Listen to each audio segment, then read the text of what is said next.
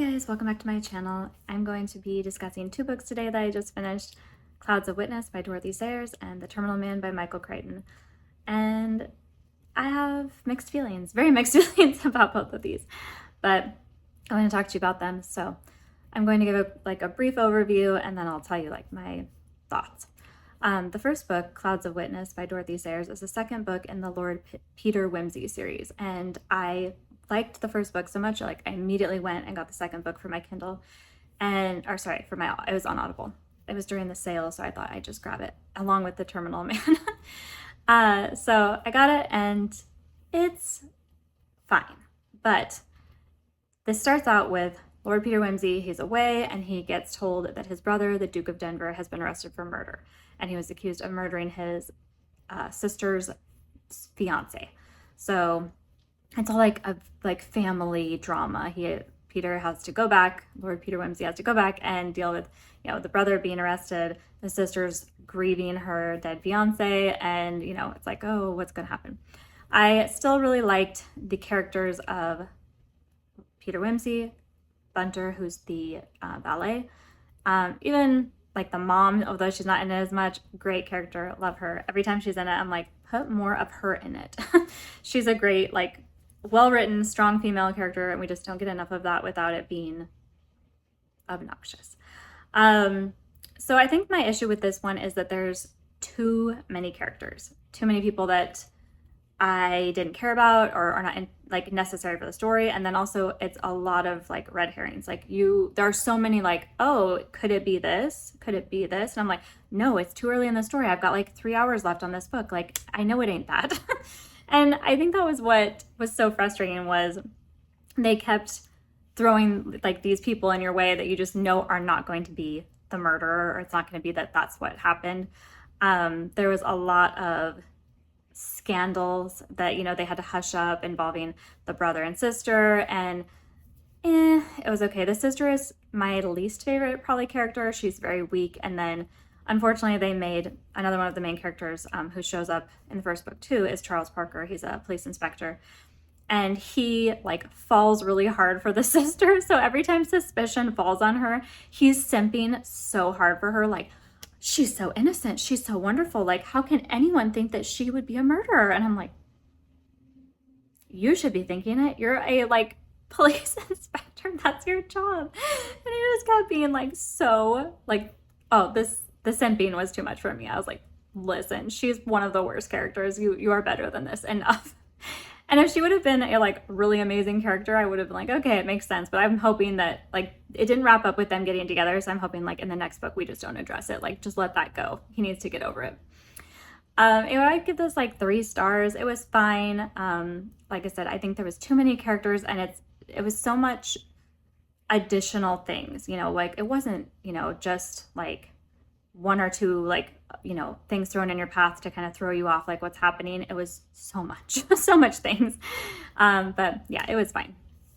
The next book, The Terminal Man, I have such thoughts and I'm so torn because I really like Michael Crichton. I'm I said, love Jurassic Park, and I am so confused by this book because this is a book about a man, Harry Benson, who has epileptic seizures.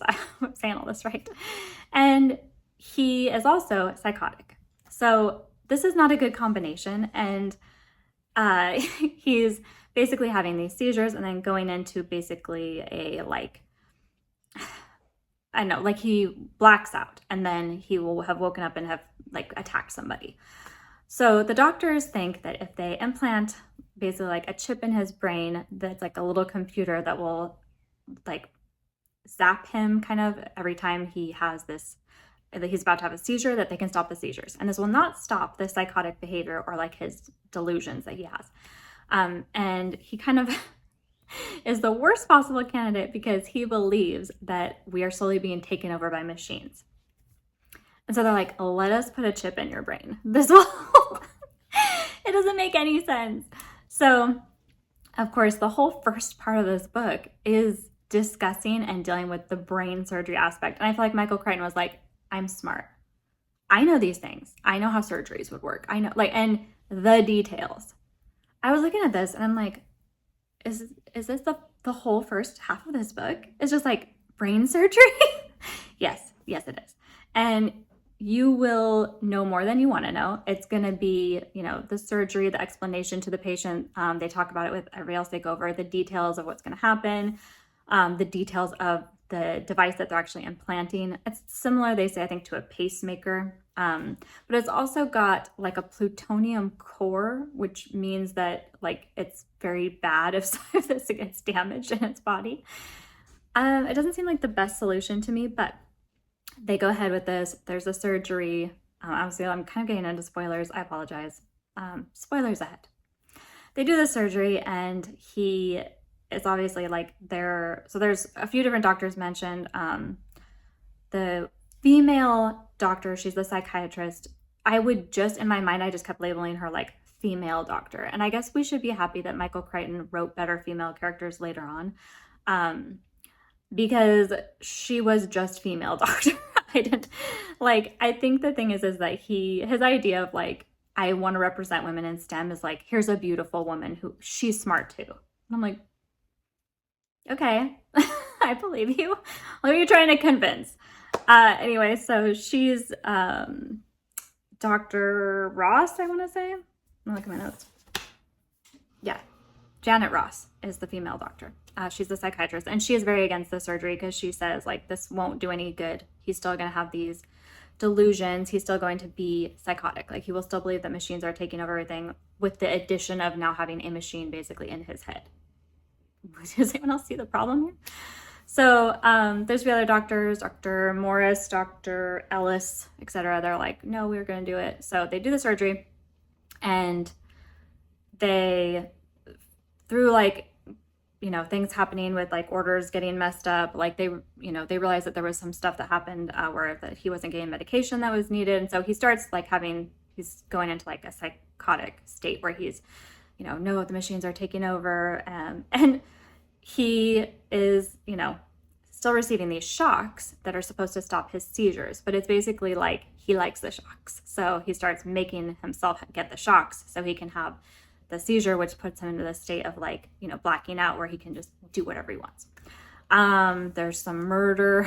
It wasn't really that graphic, but it was just kind of like tossed in. I feel like we all know where this is heading to. Like eventually he's going to get taken out.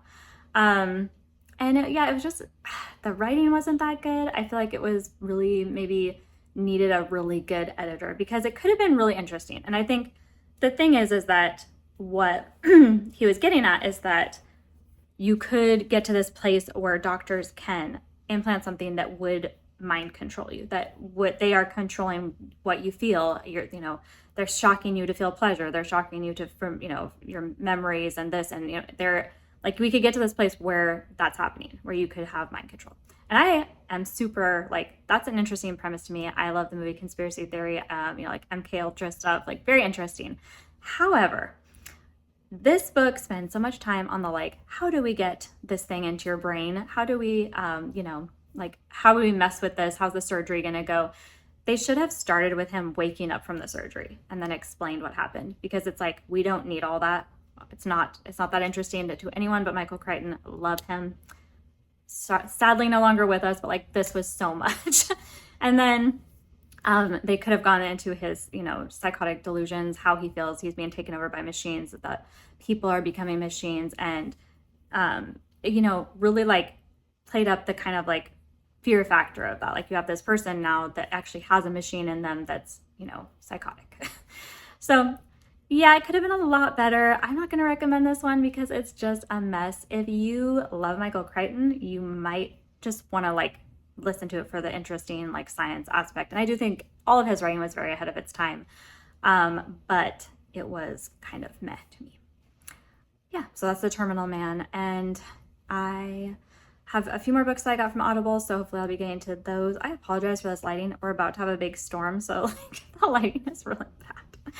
Anyway, let me know what you're reading, and if you've read these books, tell me your thoughts. I would love to hear it. And if you have any recommendations for me, let me know in the comments, and I'll talk to you soon.